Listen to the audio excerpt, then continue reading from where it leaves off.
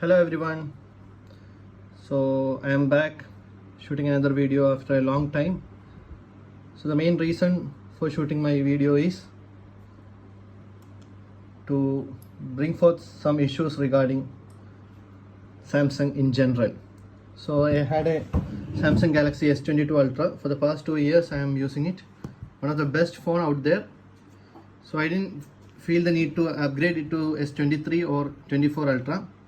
So even the AI features, latest AI features are updated, but the issue is I don't have any signal. So I have two SIMs, so I'm getting zero signals. So I had to use Wi-Fi. So Wi-Fi calls, or like I'm just adjusting my daily routine with Wi-Fi. So I had to move on to Apple after a long decision. So this is my first Apple device, like Apple phone. I have iPad with me. So I'm using Apple 15 Pro Max now. So I had other Samsung device like 15, not 15, like M51. So the same thing happened. After an update, a green line has appeared and it has, like, the display has gone black.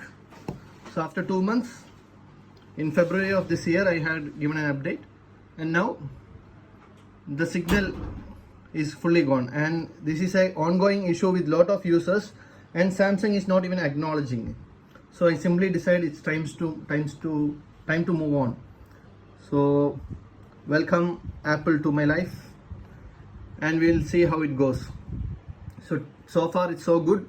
Apart from the transferring of WhatsApp, rest everything is so smooth. So Apple tries you to